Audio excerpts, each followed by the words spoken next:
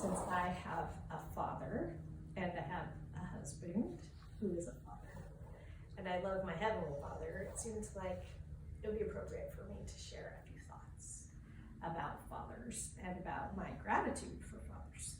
And it strikes me that in the world right now, fathers don't get a lot of respect. In fact, a lot of times, like on TV, you see them portrayed as goofy or dumb or always making a mistake or mean, or, it's like, how often do I see a really great father portrayed for us to see? And I always am interested at what Satan does to take away from Heavenly Father's divine rules and his pattern.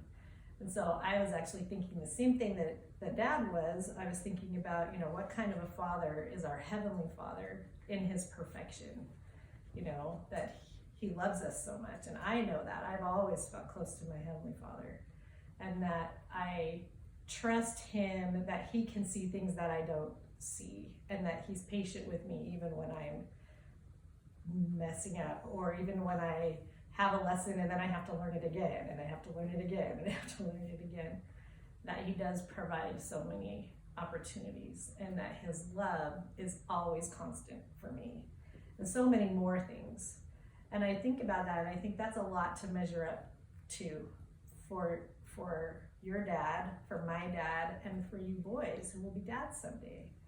I have a Heavenly Mother, but I don't have her as a specific example because we don't know very much about her. Maybe that's why moms sometimes expect way more of ourselves. I don't know, but there's not a very specific thing for that. But for you guys, I just was thinking, how much we love our Heavenly Father because he's perfect. But sometimes we even get mad at him, like, don't you see that this is hard for me? Why wouldn't you come in and swoop in and save me? I've had that thought before.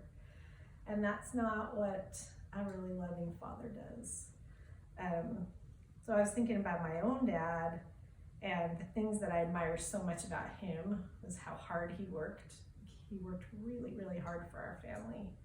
And he tried to change some patterns that he grew up with a dad who struggled more, who was an alcoholic for a long time, and who had kind of a harder time loving and being tender with his boys. And my dad, he had moments that was hard for him, but he also had moments where he was just so sweet.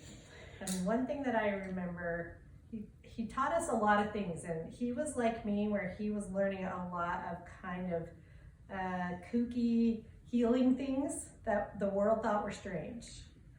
So, but in our family, they were normal. But sometimes he would suggest something to us, and we were going, oh my gosh, really, Dad? Now I'm going, he knew so much. But he was always conscious of, like, helping us to try to be better. And one of the things I remember is when I was 12, and I was just in Young Women's, they called me up to the front of the stand in church to, like, recognize that I'd turned 12. And I just felt really insecure about myself. So the way I walked up there was with my head down, and I just looked at the floor, because I just felt like I didn't want to see people looking at me, and I didn't feel very good about myself. And later that day, he gently pulled me aside and said, you don't have to look down. You look up. You have so many reasons to be confident, and you may not feel it, but what if you look up and you try and you see if you can feel more confident?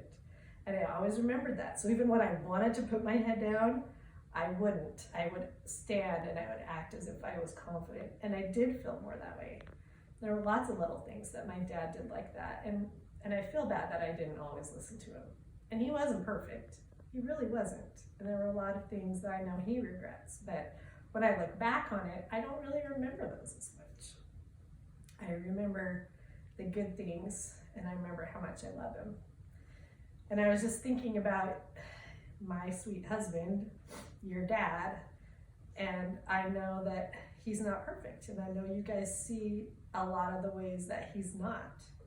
And that's hard because we know that it's easier for us to look and see the negative than it is to really look for what are the positive things.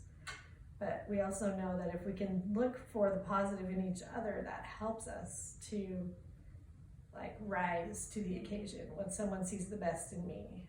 And I know that with your dad, over these years, he has worked really hard to try to be better all the time. That he's worked really hard to take care of our family, which I'm so grateful for. I know a lot of people who their husbands struggle to provide for whatever reason. I never had to worry about that. Never had to worry that we wouldn't have enough money or that dad would lose a job and be unemployed forever. I mean, that could happen, but I just have always seen that dad has been willing to do what he needed to do, and I appreciate that. And even more, I am so grateful for how hard he has worked to humble himself and listen to his spirit, and to pray and read the scriptures, and to be my partner spiritually, because I know that I can trust him, and I know how much he loves you guys. You don't hear us in our couple prayers at night. He prays for you. And I know that he feels bad when maybe he doesn't handle something well. And he just wants to be better. And so I just want to honor all the dads, the imperfect ones, and our perfect Heavenly Father. And I want us to all just think about what a blessing it is to have a good father who loves us and keeps trying, and that we can just give him the benefit of the doubt and know that nobody's perfect, but when they're trying, that's what's important. And I just want to share those things in the name of Jesus Christ. Amen. Amen.